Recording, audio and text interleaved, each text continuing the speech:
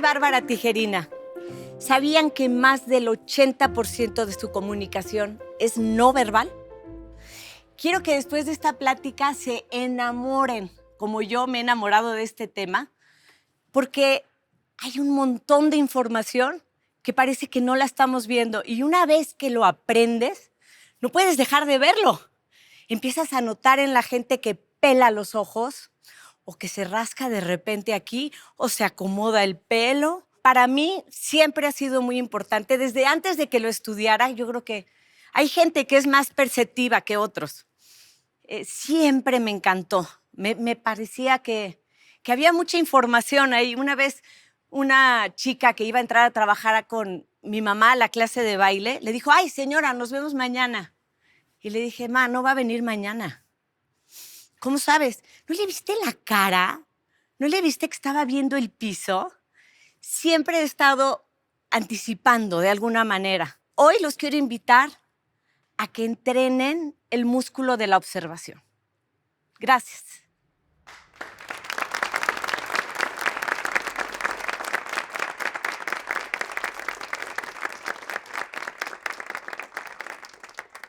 Hola Bárbara, soy Juan Pablo Negrete. Me parece muy interesante tu especialidad en lenguaje corporal y me gustaría saber por qué es relevante la primera impresión que muestra una persona. Gracias, Juan Pablo. La primera impresión es precisa, es permanente, es poderosa. ¿Saben lo difícil que es cambiar una primera impresión? Sí se puede, pero lleva muchísimo trabajo y muchísimas veces no hay una oportunidad de tener esta segunda impresión. Imagínense un cliente, ya llegaste y ya no saludaste, no viste, pero lo que es interesantísimo, Juan Pablo, de la primera impresión es que incluso antes de que abras la boca, ya la gente tiene una idea tuya de cómo caminaste, cómo te sentaste. Tienes un montón de información y ni siquiera han abierto la boca. Ahora, qué importante es la apariencia dentro de esta primera impresión. Y para eso me encanta cómo lo explica Guillermo del Toro, cineasta. Y él dice, es que la ropa habla, la ropa tiene un lenguaje. Por ejemplo, nos explica, si pongo un personaje con la manga hasta acá, es un personaje. Si lo arremango, es otro personaje. La camisa, si desabotonamos un botón, es un lenguaje. Si desabotonamos 3, es otro lenguaje. Y lo interesante es cómo funciona nuestro cerebro para ello.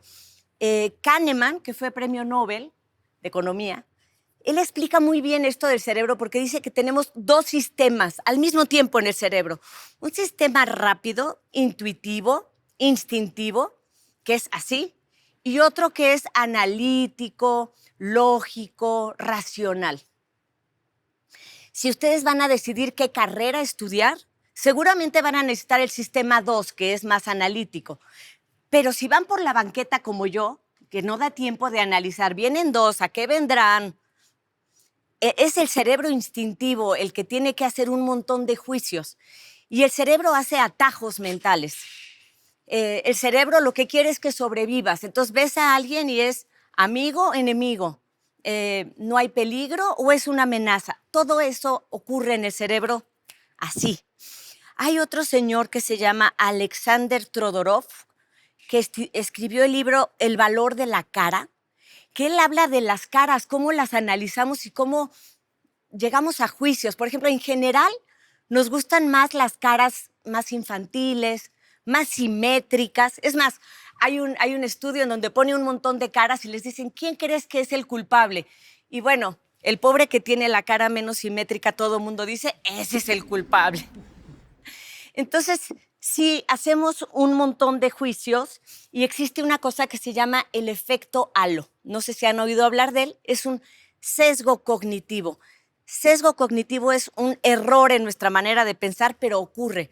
Lo descubrió Thorndike y él lo que vio es que estaban los militares y castigaban más al que estaba más despeinado o al que traía la camisa desfajada. Porque cuando vemos a alguien bien bañado, bien vestido, bien cortado de pelo, nuestro cerebro asume que es responsable, que es buena gente y que es decente. Es una distorsión, ¿sí? Y Helen Fisher dice algo interesante, Juan Pablo. Ella es una antropóloga, bióloga, y dice, la mayoría de las personas en los primeros 3 minutos de estar con una persona, decidimos si podemos establecer una relación de pareja, de trabajo, de amor con ella, en los primeros 3 minutos. Por eso hay que cuidar la primera impresión. Y dentro de la primera impresión hay un componente bien importante que es el carisma. El carisma es esa capacidad de agradar, de seducir. Y todos conocemos a alguien que dice, ay, qué carismático es, ¿no? Y antes pensábamos, bueno, o lo traes o no lo traes. Pero ahora se ha estudiado que hay formas de mejorar nuestra presencia, nuestro agrado y ser más persuasivos. La doctora Susan Frisk hizo un estudio bien interesante en donde dice que en esta primera impresión lo que captamos en las personas es qué tan cálidos son y qué tan hábiles. Son como las dos cualidades. Y ella lo pone en una gráfica así, XY. ¿Quién tiene carisma? El que es cálido y es competente, ¿sí? Pero si eres hay personas que son, por ejemplo, muy competentes, que son buenos para hacer la tarea, pero no son tan agradables. Y esas personas lo que te generan es como desconfianza. Entonces, ¿cómo trabajar con alguien que es muy competente, pero poco cálido? Entonces, les enseñamos a que sean más sonrientes, a que usen tonos de voz, a que muevan las manos, para que trabajen en su calidez. Ahora, hay personas que son tan cálidas y tan buenas gentes que dices, oye, ¿y sí sabrá de su trabajo? Y con esas personas hay que trabajar en su seguridad. ¿Y cómo se muestran más seguros? A algunos se les sugiere, por ejemplo, tener las manos a la vista, usar las manos de rombo. Una cosa importante es la distancia entre tu oreja y tu hombro. A ver, todos. Esa distancia que hay entre la oreja y el hombro habla de tu seguridad. Cuando queremos agradar, hacemos así. Porque lo que nos estamos empequeñeciendo para decirle al otro, no soy una amenaza para ti. Entonces, son cualidades en las que hay que trabajar. Para mí es importante en el carisma, además, saber cuál es tu poder. Todos tenemos un poder. Tu poder puede ser que tienes la inteligencia para resolverlo, o la preparación, o tienes los contactos. ¿Cuál es ese poder? Y el segundo que a mí me parece agregar a estos del carisma es la presencia. Y no me refiero a lo físico, la presencia de estar al 100% con tu cerebro, con tus ojos y con todos tus sentidos en donde estás.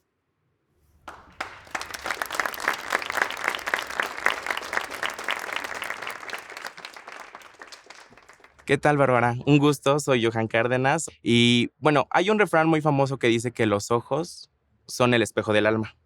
Si eso es cierto, ¿tú qué crees que dicen nuestras almas para ti? La mirada, qué importante. En la mirada podemos ver las intenciones y las emociones. No sé si te has puesto a pensar, por ejemplo, qué sientes cuando ves a alguien con lentes oscuros. Cuando tú haces un contacto visual con alguien, se activa toda una fisiología. Si tú sacas a tu perrito a la calle y encuentra a otro perrito, en segundos va a establecer si de esta fisiología va a resultar el amor o la amenaza, la atracción o la amenaza. Entonces, la verdad es que hay una descarga fisiológica con el contacto visual. Y en el lenguaje no verbal lo estudiamos con una disciplina que se llama la oculesia. La oculesia lo que estudia varias cosas. Por ejemplo, ustedes saben que la pupila se hace chiquita o grande con la luz, ¿no? Pero también se hace chiquita o grande con las emociones.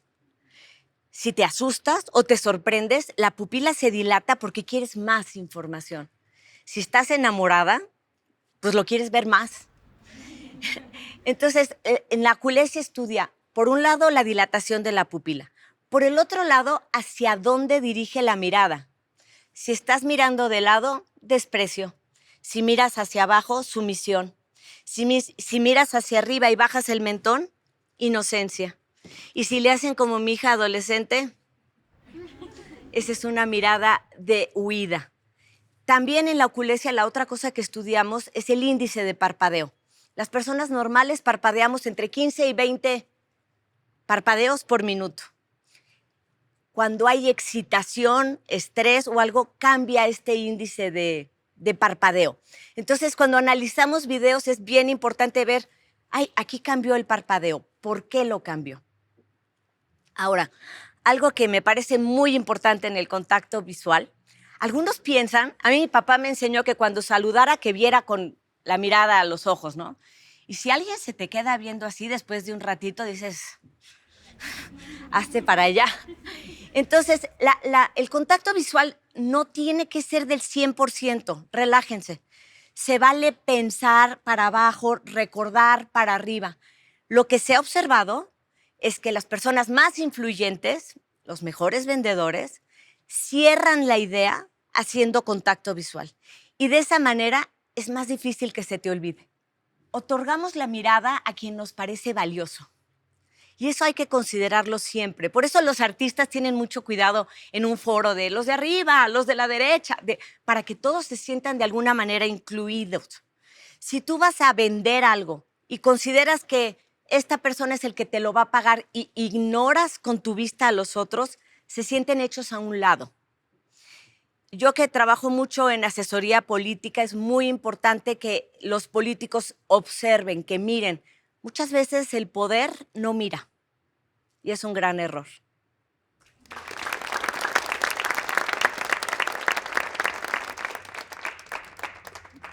Hola Bárbara, mi nombre es Derimar, vengo de la Universidad Latinoamericana y mi pregunta es, ¿tú qué considerarías que se tendría que tomar en cuenta para interpretar los gestos de las personas que nos rodean?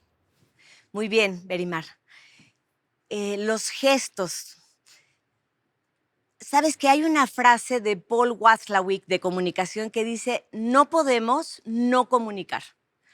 Todo el tiempo estamos diciendo quiénes somos, qué nos gusta, qué no nos gusta, qué nos interesa, qué no nos interesa tanto. Todo el tiempo somos como un gran espectacular y estamos transmitiendo todo el tiempo.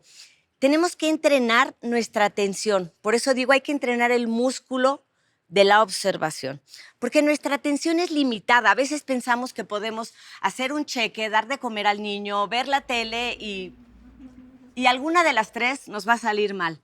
Nuestra atención es como una lámpara de un minero que ilumina una cosa, pero dejas de ver lo demás. De hecho, en mis pláticas a veces usaba un video en el que están compitiendo un equipo, a lo mejor ya lo han visto, un equipo blanco y un equipo con camisas negras, y te dicen cuántos pases dio el equipo blanco. Y entonces vas viendo y vas contando los pases y al final te dicen, oye, ¿te fijaste en el chango que pasó bailando en medio? Y dices, híjole, no lo vi. No estamos preparados para ver lo que no estamos buscando. Eso les pasa mucho en medicina, se llama la profecía autocumplida, que el médico dice, seguro es esto y dejas de ver lo de alrededor. Este video fue una campaña de los motociclistas, porque dicen que cuando vas manejando, pues vas tan al pendiente de los coches que dejas de ver las motos. En esto que me preguntas de los gestos, a veces si no tienes la atención, puedes perder gestos importantes. Le preguntas a alguien cómo te fue y te responde bien, pero no viste que se le llenó el ojo, no viste que se hizo un masaje. Entonces hay que entrenar la atención. Paul Ekman habla de los gestos, de las emociones, pero todavía más allá de Paul Ekman me gusta mucho Alan Friedland, que dice que no solamente vemos las emociones, vemos las intenciones.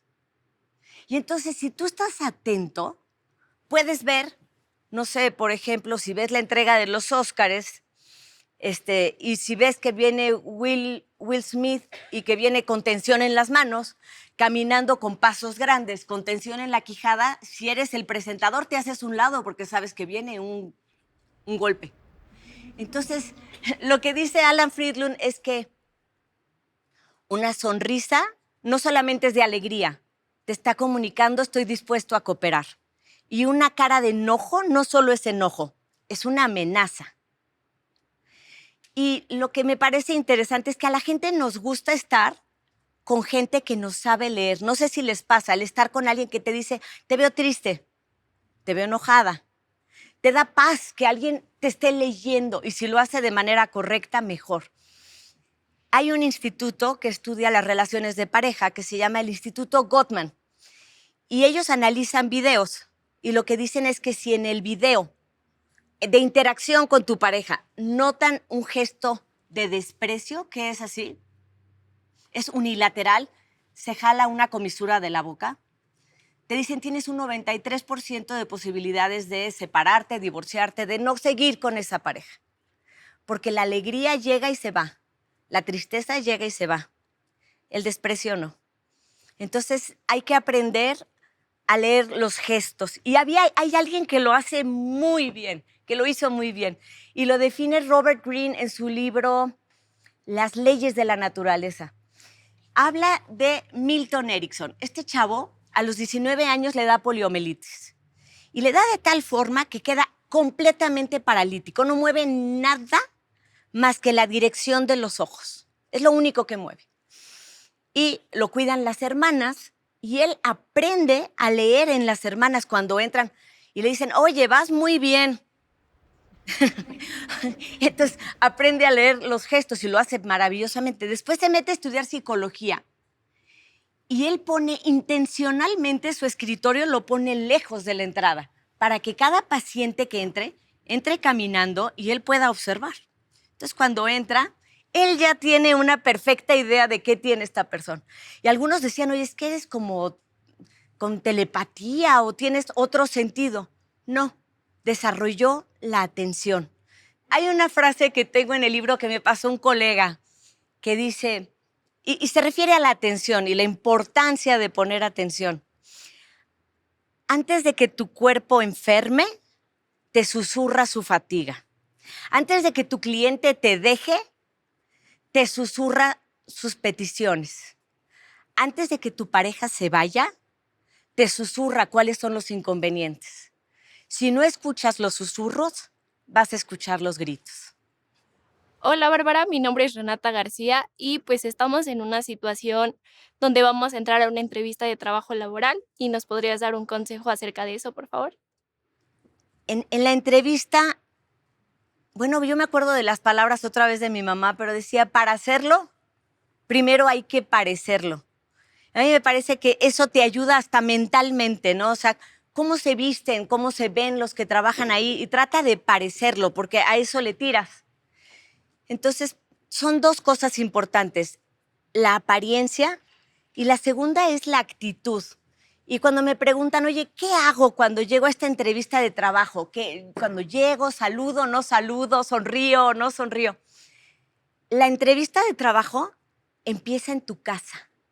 Desde que amaneces así, quitas la cobija y dices, no, seguro se lo van a dar a alguien más. Ya, eso se va a ver, eso se nota.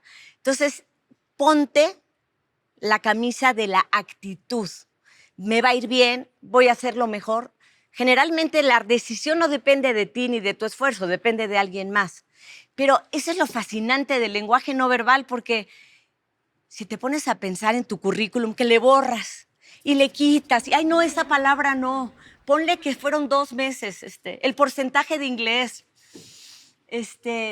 y al final el impacto de cuando llegas, cómo saludas, cómo miraste, es fundamental. Entonces, ¿qué cosas no hacer en una entrevista de trabajo? No mirar de más, no saludar de más, no tocar de más, no hablar de más. Todo lo que sea de más, no. ¿Ok? Porque en lenguaje no verbal decimos que todo lo que es exagerado es mentira. Y así se percibe. O sea, no tienen que estudiar lenguaje no verbal para percibir cuando algo es real, es auténtico o es fingido. El que llega riéndose y haciéndose el chistoso jijiji, jojojo, en el tercer chiste, volvemos a la frase de Ellen Fisher, ¿no? En los primeros 3 minutos de estar con una persona, decides si puedes trabajar o no con esa persona. Entonces, evitar el contacto visual intenso, evitar el contacto físico intenso, la risa de más, la sonrisa de más. Otro detalle importante a cuidar, no pongan las manos en las bolsas. Las manos muestran nuestro compromiso, nuestros planes, nuestras intenciones. Imagínense cómo sienten ustedes si yo les estoy hablando y les digo, es bien importante, cuando lleguen, ¿sienten algo diferente? Con las manos ilustramos, vamos contando la historia. Entonces no las metan en las bolsas de ninguna manera. Otra cosa importante, no pongan barreras físicas. Los hacemos de una manera inconsciente. Esa es la belleza del lenguaje no verbal, que lo hacemos sin darnos cuenta. Pero cuando la mente se siente en peligro, el cuerpo se protege. ¿Y qué hacemos? Ponemos la computadora, la bolsa, el café, barreras. Quiten las barreras y eso tiene una mejor comunicación en su entrevista de trabajo. Eso es lo que no hay que hacer. ¿Qué sí hay que hacer? Mover las manos, contar la historia. Está muy trillado, pero ser uno mismo. Y otra de las cosas que ayudan mucho, fíjense, no sé si ya lo han pensado en esto, nos gusta estar con personas que asienten. Es más, ahorita yo estoy disfrutando los que cuando les voy contando, como que me están oyendo y dicen, ay, eso ya me ha pasado o ya lo he sentido, cuando van asintiendo. Entonces, cuando vayan a una entrevista o quieran estar con alguien y hacerlo sentir bien, el hecho de que asientan hace que la gente se sienta entendida. En los médicos, yo siempre digo, bueno, la diferencia entre un buen médico y un extraordinario, digo médico por decir una profesión, puede ser que sea más allá del título y de los estudios, que evidentemente son importantes, pero es a lo mejor ese doctor que hizo contacto visual contigo o que te tocó el hombro y te dijo, vas a estar bien. Todo este comportamiento no verbal es el que engancha, el que conecta. Y ahí es donde es tan importante también el saludo.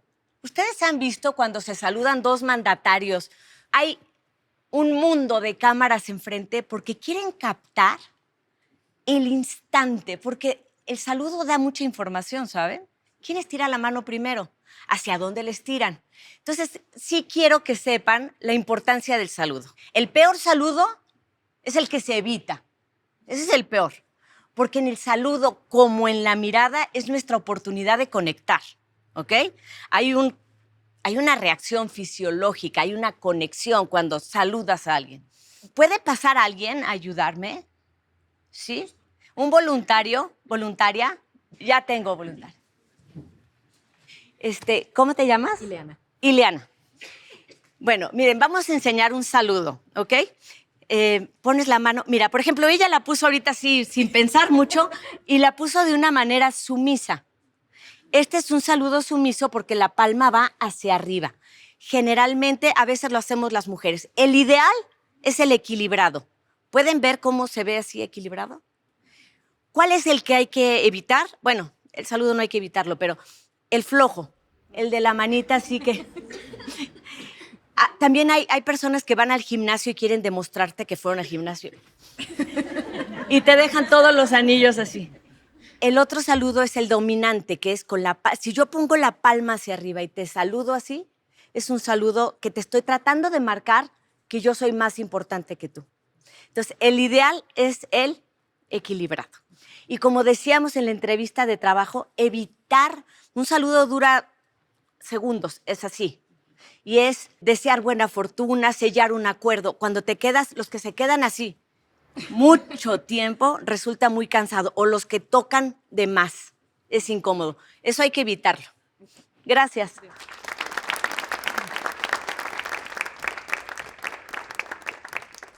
Hola, Bárbara. Soy Naomi. En ocasiones nos resulta favorable ocultar nuestras emociones, ¿no? Por ejemplo, en los deportes. ¿Nos podría hablar un poco sobre el lenguaje corporal de los deportistas? Claro que sí. En el deporte es fundamental tener conocimientos del lenguaje no verbal. Y lo saben muchos entrenadores. Saben leerlo en los demás, Porque si tú eres un futbolista y ves que el del otro equipo se empequeñece, ya sabes contra quién irte, ¿sí? Hay que leerlo en los demás. Pep Guardiola habla mucho del lenguaje no verbal y dice que cuando un jugador lo ve entrar y lo ve con mala actitud, mirando el piso, jorobado, desganado, dice, en ese instante lo saco, porque quiero hablar con él y no dejar que esa energía se contagie. Nadal es un experto y en muchas conferencias él ha dicho que él usa el lenguaje no verbal a su favor. Aunque esté cansadísimo, llega y brinca hasta acá. ¿Lo han visto cómo brinca? Y es una manera de decirle al cuerpo, tengo energía. Algo pasa con el lenguaje no verbal que es algo muy importante. La mente muestra cómo te sientes en el cuerpo, ¿sí? Si estás decaído, triste, el cuerpo lo va a mostrar. Pero también el cuerpo puede modificar la mentalidad, ¿sí? Me siguieron para acá y para acá. Ok, entonces si el cuerpo muestra vitalidad, fuerza, actitud, brincos, la mente dice estamos con todo. Y eso es lo que hace Nadal. Hay un estudio bien interesante de Barbara Wild que estudia el contagio de las emociones. Son sumamente contagiosas. Si tú te rodeas con pura gente que dice, no, hombre, esto está de la patada y quién sabe qué va a pasar, se te acaba contagiando.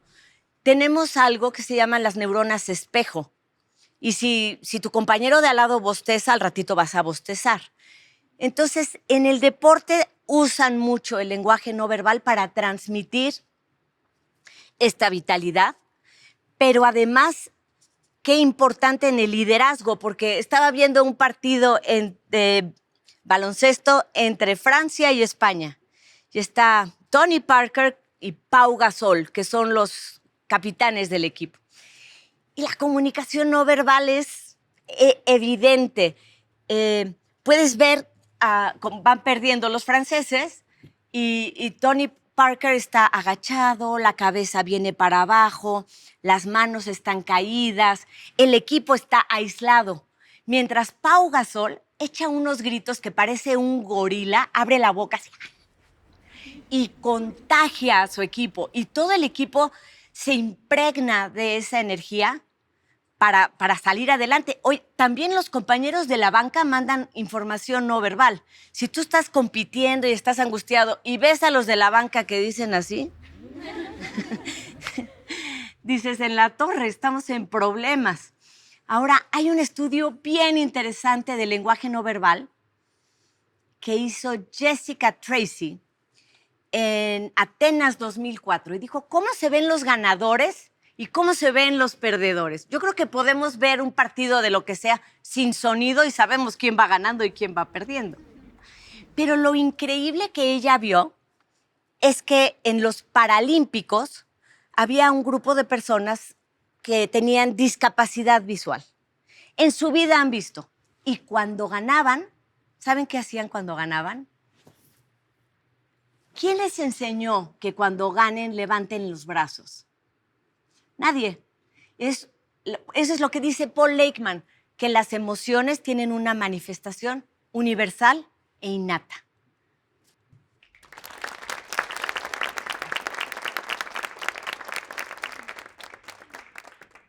Hola, Bárbara. Soy Maureen. Hablando de gorilas, sabemos que con los animales y nosotros compartimos esta parte de la expresión de las emociones. ¿Podríamos decir que el lenguaje no verbal es una ventaja evolutiva? El lenguaje no verbal, a algunos todavía les cuesta trabajo reconocernos como animales biológicos que somos. Y el lenguaje no verbal es mucho más primitivo que el verbal. Tenemos mucho más años de habernos comunicado con gestos y con gritos y con movimientos que con palabras. Es totalmente subconsciente, es real, es auténtico. No lo piensas. Si de repente olvidas algo, te golpeas la cabeza como castigando al cerebro por haberse equivocado, pero no dijiste, me voy a pegar en la cabeza. Amy Cuddy lo ha estudiado mucho, el lenguaje no verbal, como expresión de las emociones y lo compara mucho con el de los animales. Este comportamiento de que ustedes, por ejemplo, a ver, díganme todos, ¿qué hacen cuando ganan? Si ahorita les digo, oigan, ahorita que salgamos nos van a dar un premio. Es nuestra naturaleza, es nuestro reptiliano expresándose. El saber que nos expandemos cuando nos sentimos seguros, nos empequeñecemos cuando nos sentimos inseguros.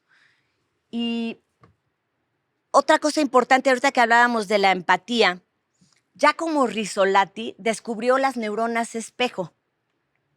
Yo digo que recientemente, porque fue en 1996, pero aquí algunos dirán que fue hace mucho, cuestión de enfoques. Pero lo que él descubrió es que tenía un macaco con sensores en la cabeza y tenía varios. Y mientras el changuito se comía su plátano, él descubrió que los changuitos de alrededor se activaba la misma área del cerebro del placer del plátano. Esas son las neuronas espejo que compartimos. Y por eso realmente compartimos con los animales un montón de comportamientos, como la dominancia, la sumisión, el coqueteo. Somos bien parecidos a los animales. Este pavo real que muestra así la cola para que lo vean, nosotros también le echamos bastantes ganas cuando estamos coqueteando. En el cortejo también nos parecemos mucho a los animales. Y algo que se está estudiando mucho ahorita es la empatía. Yo empecé a estudiar las emociones y el lenguaje no verbal porque lo que yo quería era cachar mentiras. Me parecía fascinante. Ya las cachaba, pero quería cacharlas mejor. Y después de un tiempo de estudiar lenguaje no verbal y cómo se ve la alegría, y cómo se ve la tristeza, y cómo se ve el enojo, lo que descubrí es que es el principio de la verdadera empatía. Porque cuando tú sabes cómo se siente el otro, puedes conectar mejor, puedes ayudar mejor y bueno, se abre un mundo. Y hay ciertos animales que también tienen empatía. O sea, los elefantes se ha visto que cuando hay una pérdida, se consuelan entre ellos con su trompa y con sonidos. Los perros están leyendo cuál es tu estado de ánimo para ver cómo se comportan. Hay un video de un caballo que su cuidadora perdió a su papá y entra a ver a su caballo como todos los días, pero entra llorando. Y el caballo literalmente la abraza. Entonces, ojalá, yo creo que hay animales a veces más empáticos que nosotros. Y como conocimiento vale la pena saber que hay 3 tipos de empatía. Una es empatía cognitiva, la cual es, yo sé cómo te estás sintiendo, lo cual lo pueden usar los narcisistas malignos o algo, porque ya saben por dónde darte, ¿ok? La cognitiva. Luego hay empatía emotiva, sé lo que estás sintiendo. Y hay una tercera, que es la empatía compasiva. Sé lo que estás sintiendo y te quiero hacer algo para compensar, para ayudarte en esto que estás sintiendo.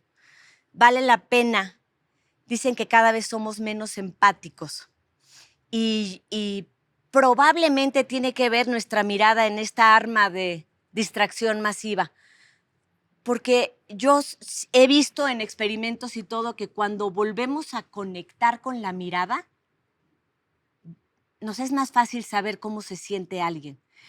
Hay personas, me ha tocado asesorar a personas que van y venden algo y cuando regresan les pregunto, oye, ¿de qué color tenía los ojos la señora que viste?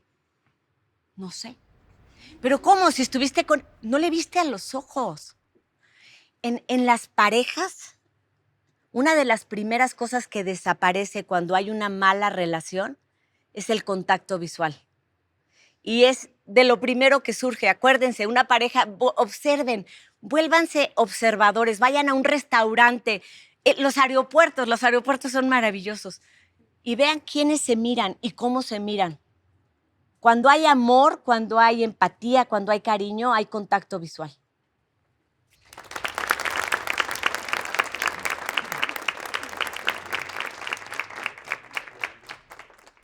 ¿Qué tal, Bárbara? Muy buenos días, soy Dante Borges. Me parece increíble todo lo que has platicado y bueno, dado que existen diferentes culturas, ¿cómo es que estas han cambiado o afectado el lenguaje no verbal o este mismo es totalmente universal?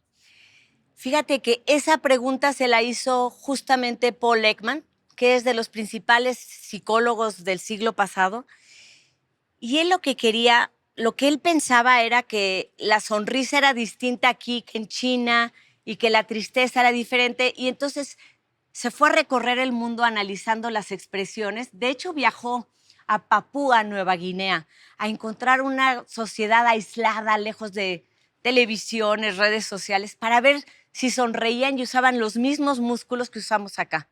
Lo que él comprobó es que la expresión de las emociones básicas es universal e innata. Pero después hay rasgos culturales que vamos modificando y que nos hace sentir que pertenecemos. A lo mejor yo soy de Monterrey, la gente de Monterrey decimos nos están piñando, que es que nos están contando un chiste, y es una palabra que te aglomera, te hace parte de un grupo. Pero si te pones a ver los bebés, eso es interesante. Los bebés, si sobrevivimos todos los que estamos aquí, fue porque el que nos cuidaba o la que nos cuidaba, nuestra madre, supo leer en nosotros nuestro lenguaje no verbal. No sé si han oído mamás que empieza a llorar el bebé y hay mamás que dicen, déjalo, es de berrinche. O esto es de que está enfermo. Y hay gente que se queda así como, sonó igualito. Observen el lenguaje no verbal de los bebés. Un bebé no sabe que esto es like, pero sabe manifestarse si está cómodo o incómodo. Yo les invito a partir de hoy, porque el lenguaje no verbal tiene muchos canales y quiero que se sigan metiendo más, pero saliendo de aquí salgan con esto.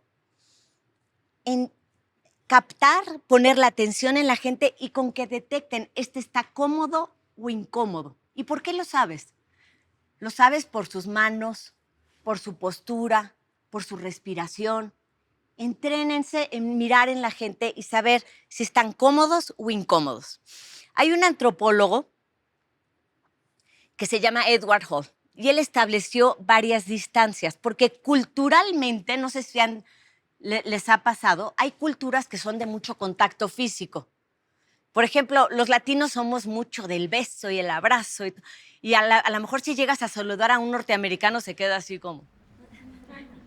Los europeos son de 2 besos, ¿sí? Los árabes son de 3. Y el espacio territorial, a lo mejor los latinos somos más de que si estamos muy juntos no nos sentimos incómodos. En cambio, hay otras culturas que dicen, hazte para allá, por favor. Edward Hall estableció ciertas distancias y es como si vivieras en una burbuja y ese es tu espacio personal. Estableció 45 centímetros aquí, que esa es la distancia íntima. Luego le agregó 1 metro, es distancia personal, pública y social. Nadie puede entrar en tu distancia íntima y personal sin tu permiso. Si entra, te vas a sentir muy incómodo. Ahora hay que analizar el contexto. Por eso nos pasa, por ejemplo, en un elevador que tenemos a desconocidos a distancia íntima y personal, lo cual incomoda muchísimo. ¿Qué hacemos para poner distancia? Aquí sí ponemos las barreras que les dije que no pongan en la entrevista de trabajo. Ponemos la bolsa, la computadora, el celular y si traes un café también. Y si no, volteas a ver el celular y si no, volteas a ver el techo, pero te sientes invadido en la distancia. Pero hay cosas curiosas, culturales. Por ejemplo, en Roma, en Italia, para decir que eres loco, le hacen así.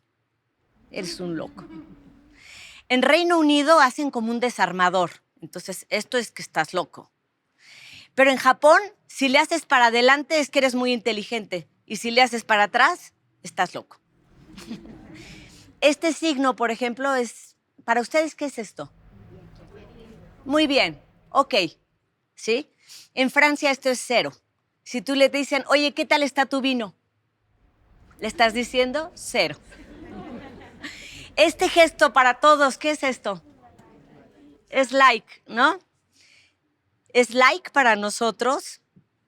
En Italia es 1, en Japón es 5 y en Australia esto es una grosería. Les voy a contar una anécdota. Un norteamericano va a Australia y empieza a manejar mal. Lo detiene un policía y le dice, oiga, usted está manejando mal. Le dice, oiga, yo ya me voy, soy americano, ya voy al aeropuerto, ya me voy. Lo ve el policía y dice, bueno, está bien, váyase. Y entonces el norteamericano le hace así. Dice, está detenido. Entonces, yo creo que es importante, sobre todo en el área laboral. Ahora hay un término bien interesante. Ustedes han oído hablar de inteligencia emocional. Ahora se habla de inteligencia no verbal. Porque cuando tú contratas a alguien o tienes a alguien en la empresa que es inteligente no verbalmente, que sabe leer el comportamiento de otros, que se sabe colocar y que aprende las diferencias culturales. Por ejemplo, en Japón no les gusta el contacto físico, entonces es una reverencia. Y el tener esos detalles puede hacer que tengas más clientes, ¿o no?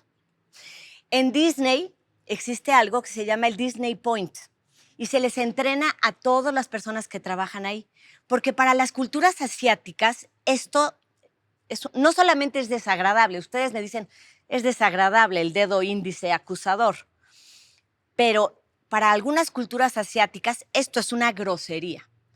Entonces en Disney, si alguien les pregunta, oiga, disculpe, ¿dónde está el baño?, lo tienen que hacer con 2 dedos o con toda la mano. Algunos dicen que era porque Disney fumaba y siempre traía un cigarrillo, pero se ve totalmente distinto. Vete para allá, aquí yo te diga vete para allá. Entonces son cuestiones del lenguaje no verbal que podemos modificar, que nos pueden hacer más agradables. Cary Grant decía, yo no nací Cary Grant, yo me convertí en Cary Grant. Entonces todos nos podemos convertir. El cerebro se acostumbra poco a poco a no hacer así, a mostrar las palmas y a ser cuidadosos con las culturas que decías, muy importante. Por ejemplo, Bill Gates tuvo que pedir una disculpa porque cuando viajó a Corea, saludó a la presidenta de Corea con una mano en la bolsa. Para nosotros es desagradable. Para la cultura en Corea era una grosería y le hicieron pedir disculpas. Entonces, antes de ir a un lugar o antes de tratar con ciertas personas, hay que saber esos detalles. A los japoneses, por ejemplo, les gusta entregarse su tarjeta, te la entregan con 2 manos, porque la consideran valiosa. Si tú la agarras y la haces así, la tomas con 2 manos y la aprecias y le estás mandando un mensaje no verbal muy importante.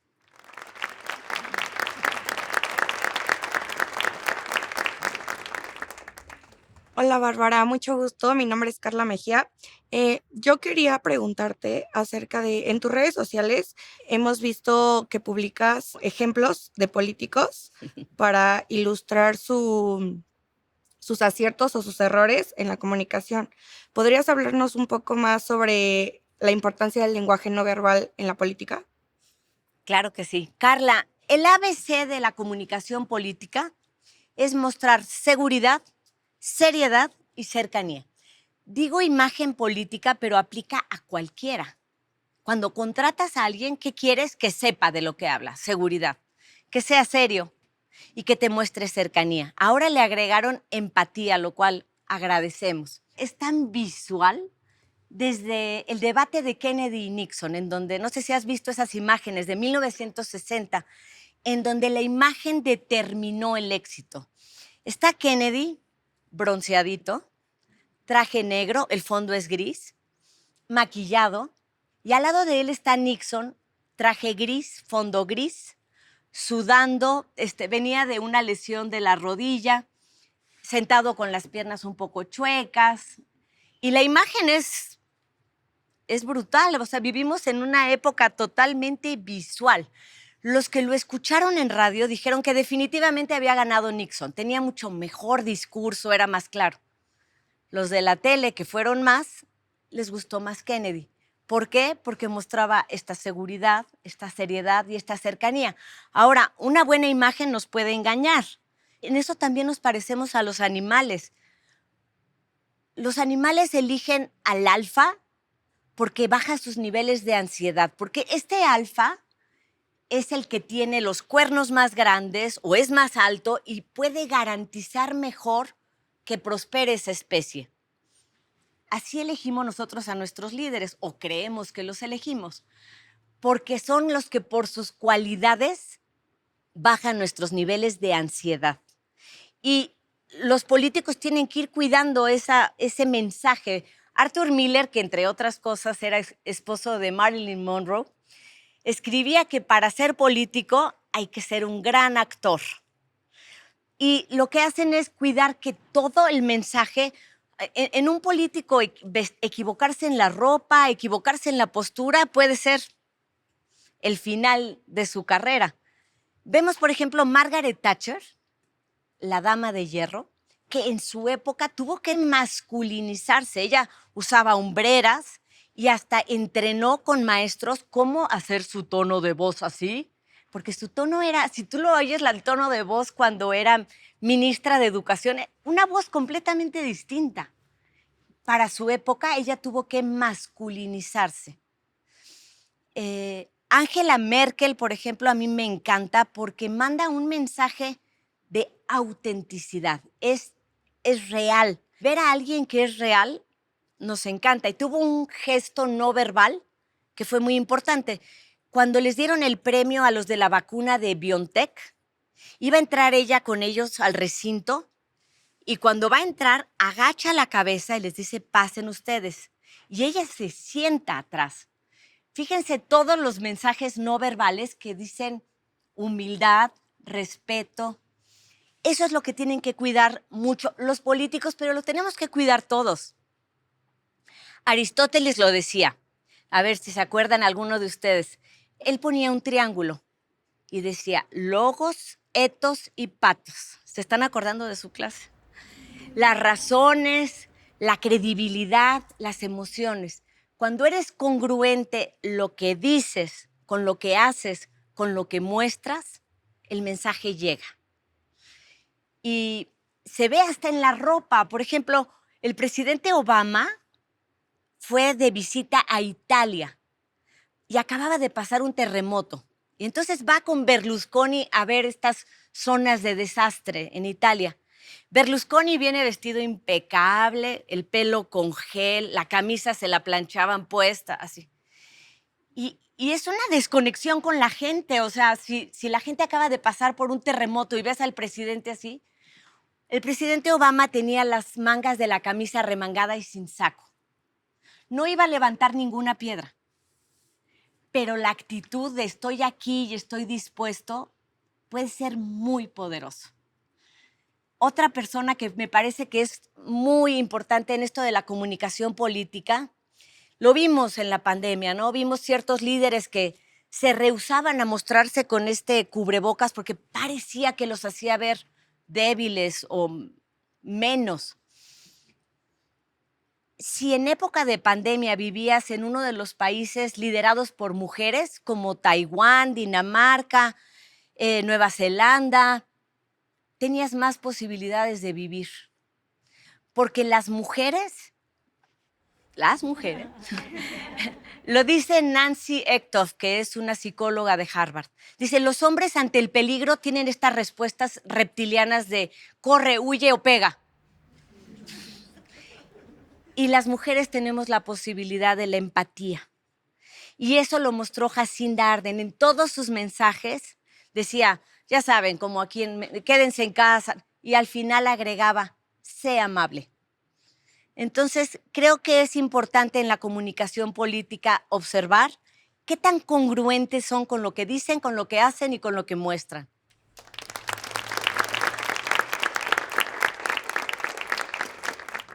Bárbara, soy Megan Pérez. A veces se puede llegar a mentir con las palabras y con el cuerpo casi no. Mi pregunta es, ¿cómo se puede saber si alguien es sincero con nosotros? Mira, en primera tengo que decir que no existe un comportamiento Pinocho. O sea, no hay 100% de certeza en alguien que te diga es que como se tocó la nariz, está mintiendo. El que empezó a estudiar esto fue Duchamp, un francés, un médico, que veía con electrodos cómo se movían los músculos de la cara. Y él logró identificar cuál era la sonrisa auténtica. La sonrisa auténtica no está en la boca. La sonrisa auténtica la puedes ver en la mirada. Es que se mueve el músculo orbicular y se hacen estas patas de gallo. Eso lo podíamos ver muy bien en la pandemia, porque con el cubrebocas veías en los ojos cuando la sonrisa era auténtica o no. Paul Ekman, cuando vio lo de Duchamp, dijo, esto es una maravilla, se puede captar las mentiras. Paul Ekman se obsesionó con eso porque él, cuando tenía 14 años, su mamá se suicida. Y entonces se obsesiona con, yo quiero saber cuáles son las emociones verdaderas de las personas y saber leerlo. Entonces crea este mecanismo para estudiar cuáles son los músculos que se mueven y descubre las microexpresiones. Las microexpresiones ocurren en una fracción de segundo. Si no estás muy entrenado para verlo, a veces es difícil de cacharlo. Lo tienes que ver en un video y a lo mejor en cámara lenta. Lo usan mucho los psicólogos y psiquiatras para autoconocimiento, porque te toman en un video, estás hablando y luego cuando ves el video dices, ¿estás bien? Sí, ya estoy bien. Pero hubo esta microexpresión. Las microexpresiones ocurren cuando tratas de ocultar una emoción. Entonces, lo que observamos en el lenguaje no verbal es la disonancia entre lo que dicen y lo que muestran. Y no tienes que ser experto, pero entre más estudies, mejor lo vas a detectar. El que te digan, estoy súper emocionado con esto. Y dices, es que, sobre todo el tono de voz, yo creo que el tono de voz te da información vital, porque está directamente conectado con el sistema límbico, que es el emocional. Entonces, el tono de voz te hace saber qué tan real es lo que te están diciendo o no. Pero hay que tener mucho ojo con esto, porque el comportamiento de la mentira también se puede parecer al del estrés. Por eso dice, no vayas a cometer el error de Otelo. Otelo piensa que su esposa o su pareja Desdémona lo está engañando con Casio. Y entonces Otelo, vuelto loco, dice, voy a mandar a matar a Casio. Y Desdémona se suelta, llore y llore y llore y dice, culpable, claro que andas con Casio porque estás llorando. Y no, estaba llorando por todo el evento. Entonces, en general, si alguien te va a hacer una pregunta, te puedes poner a hacer muchas cosas como si estuvieras mintiendo y realmente estás nervioso. Lo que nos sucede cuando estamos muy estresados es que el sistema nervioso hace que la sangre se vaya a las partes, a los órganos vitales, al cerebro, a los pulmones, al corazón. Y entonces la nariz pierde capilaridad y eso hace que nos dé comezón. Puede ser por el estrés o puede ser por la mentira. Pero, ¿qué otra cosa podemos observar en el engaño? Hay mentirosos muy buenos, lo cual está mal dicho, son muy malos. Pero se pueden volver muy buenos para mentir. Y lo que sucede es que cuando mientes tienes una historia que tú te la sabes y la tienes que ocultar. Tienes que crear una historia nueva. Tienes que llenarla de detalles. Tienes que estar observando al otro a ver si le estás creyendo. Y todo eso crea un estrés. Entonces, el mentiroso, lo que podemos observar, el tono de voz a mí me parece que es clave. Otra cosa que se ha observado es que las personas cuando mienten usan menos las manos. Por eso las manos se asocian a credibilidad. Si yo te estoy diciendo que me iban a asaltar y que venía con mi hija, lo sé, lo viví y no me cuesta trabajo moverlo. Pero si estoy inventando algo, mis manos se van a mover raro. Los movimientos de manos van una fracción de segundo antes de lo que vas a decir. Por eso cuando la gente ensaya los movimientos de manos, dices, no le creo, se ve fingido, te resta autenticidad. Los movimientos de manos se asocian a la credibilidad. Y el tercero, que también es fundamental, es la mirada. El mentiroso lo que hace, algunos dicen que desvía la mirada. El mentiroso lo que hace es quedarse viendo a la persona para ver si le está creyendo la mentirota o no. Se le queda viendo a ver si sí acertó y luego compensa con mucho parpadeo porque el ojo perdió lubricación. Hola Bárbara, mi nombre es Ileana. Es un gusto y un placer estar aquí contigo. Ahora que está muy de moda esto de la inteligencia artificial y la tecnología, ¿cómo es que podemos analizar y detectar los gestos en las personas? Pues mira, esto del lenguaje no verbal ahorita está teniendo un gran apogeo, lo cual me da mucho gusto que lo estemos estudiando en muchos lugares. Cada vez se conecta más con las neurociencias de cómo funciona nuestro cerebro, pero no es nuevo. En el año 1600, en el Quijote, viene una página en la que le dice, mándale esta carta a mi amada, se la da a un mensajero, y le dice, solo tú sabrás la verdad, porque cuando entregues esta carta, vas a ver si ella lo recibe contenta, si se sonroja, si se emociona, si se mueve el pelo. Dice, solo tú vas a saber la verdad de sus emociones. 1600 ya hablaban del lenguaje no verbal. Luego viene Darwin, 1872, el estudio de las emociones en las personas y en los animales. Duchamp, el estudio de los músculos. Paul Ekman, que hace todo este FACS, que es Facial Action Coding System. Lo que hace Paul Ekman con este es un sistema de codificación, porque dice, vamos a quitarle lo subjetivo y vamos a volverlo muy estándar. Tú dices que está contento, pero ¿por qué dices que está contento? Porque el AU6, que es el músculo del orbicular, y el AU12, que es el de la boca, están al mismo tiempo. Es una sonrisa auténtica. Entonces pone números y pone estándares. ¿Cómo está esta emoción? ¿Leve o más fuerte? Para que todos hablen el mismo idioma. Y cuando sale Paul Ekman con esto, pues se vuelven locos. En el FBI hizo incluso un sistema para los aeropuertos, para detectar a personas que pudieran significar un peligro. Pero todo sigue evolucionando, no se quedó con Paul Ekman. Alan Fulland, luego él habla de que no solamente son las emociones, son las intenciones. Ya se fue un paso más adelante. Las emociones no nada más se ven en la cara, todo el cuerpo. ¿Cómo se ve? ¿Cómo camina alguien cuando está triste? ¿Cómo camina alguien cuando está...? No nada más es la cara. Y a partir de ahí hay muchísima gente que ha aportado muchísimos estudios al lenguaje no verbal. Hay un exagente del FBI que se llama Joe Navarro, que tiene varios libros, que es encantador y además dice que él, como cubano viviendo en Miami, decía, es que yo tenía que tener ojos en la espalda para defenderme. Entonces fue desarrollando esta habilidad para ir leyendo el lenguaje no verbal.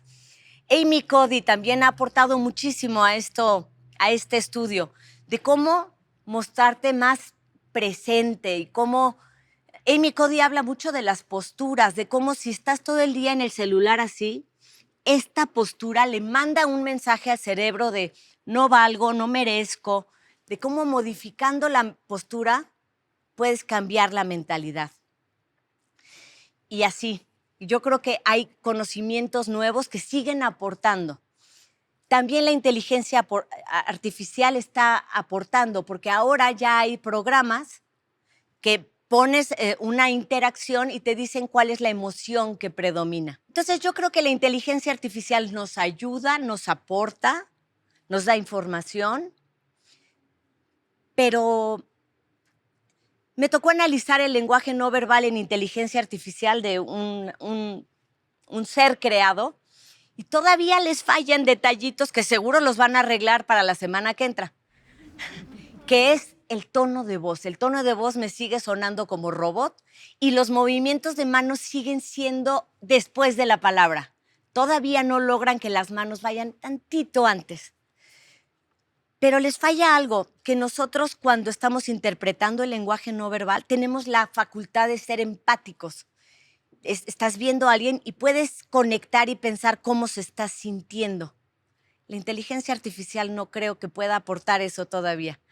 Y además creo que así como el cerebro humano ha ido evolucionando, primero era reptiliano, luego adoptó la memoria, luego la neocorteza, seguramente también vamos a ir desarrollando nuevas habilidades.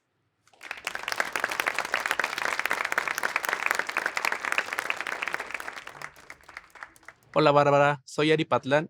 Quisiera saber si hay alguna conexión de nuestro cuerpo, tanto emocionalmente, físicamente, para la expresión de emociones? Es fascinante el estudio del lenguaje no verbal porque es la expresión de las emociones. Y dices, bueno, las emociones, tú no decides cuándo llegan. No dices, en la tarde voy a estar enojado y en la noche voy a estar triste. Las emociones llegan y te preparan, te ayudan a sobrevivir, no son malas. La tristeza, por ejemplo, que a nadie le gusta, pues baja tus niveles de energía y te ayuda a pensar o a enfrentar mejor una pérdida.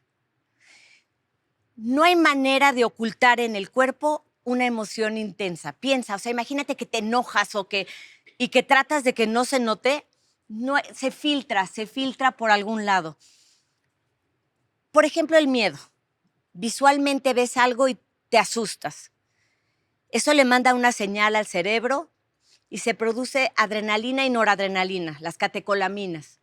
Esas tienen un efecto en el cuerpo. La sangre se va a los órganos principales el cuerpo se percibe en peligro y entonces se va la sangre al corazón, al cerebro, a los pulmones, por eso empalideces y con la adrenalina las pupilas se dilatan, la respiración es más agitada y todo eso no hay manera de ocultarlo, lo vemos en el lenguaje no verbal y por eso ves en los debates políticos, pues se seca la boca y por eso los ves con el vaso de agua y te dicen, estoy muy tranquilo. Entonces, yo creo que eso es lo más padre de todo. Decía Dalí, ¿quieres interesar a los demás? Emociónalos. O sea, si tú tratas de aprender algo que no te emociona, no hay manera de que pongas tu atención, tus sentidos. Y al final, eso es lo que nos une a todos. No me quisiera ir sin decirles esto de cómo el cuerpo modifica las emociones. Lo ha trabajado mucho Amy Cuddy. Incluso ella dice que una postura, si nos levantamos todos, llevamos sentados todo el tiempo. Si nos levantamos, se siente bien. A ver, primero, separen las piernas. No es lo mismo estar así, hasta perdemos el equilibrio. Separen las piernas, hombros abajo, cabeza arriba, sonrisa. Estiren los brazos, no cacheteen al de al lado. Eso está más difícil. Esta postura así, y ahora déjenla caer así rápido. ¿Qué sintieron? Un recargo de energía. Así es, el cuerpo, si quieren ya siéntense. Pero bueno, ya nos movimos tantito. La postura crea una mentalidad. Por eso en el deporte que hablábamos ahorita, que me preguntabas, incluso los entrenadores tienen prohibidos al equipo que se cruce de brazos, porque es una actitud cerrada, ¿sí? Entonces, no sé si a ustedes les decían sus papás, cuando enfrenten algo, enfréntanlo con la cabeza en alto, porque cambia tu actitud y cambia tu mentalidad. Hay un video muy interesante. ¿Ustedes creen que 3 personas podrían robarle la carne a 15 leones? ¿Lo creen o no? Tienen que decir que no. Ok. Bueno, hay una tribu en África que son los Masái, que están ahorita, si vas a África los ves, y visten con una túnica muy sencilla, unos zapatos hechos de llanta, y traen un palito, ese es su arma, un palito. Pero su verdadera arma es la seguridad con la que enfrentan a los leones. Ellos salen caminando, mentón en alto, como les digo, con la cabeza en alto. ¿Han oído que los animales te huelen el miedo? Ellos salen con determinación, caminando, con la cabeza en alto. Yo creo que todos tenemos retos. Estoy hablando de leones, pero todos tienen un león que puede ser el siguiente trabajo, la siguiente relación. ¿Cómo los enfrentamos? Una enfermedad. ¿Cómo los enfrentamos? ¿Agachados, empequeñecidos, tapándonos la cara o con la cabeza en alto? El cuerpo marca la mentalidad. Úsenlo a su favor. Todos aquí ya somos expertos en lenguaje no verbal. Todos captamos cuando alguien puede ser un peligro.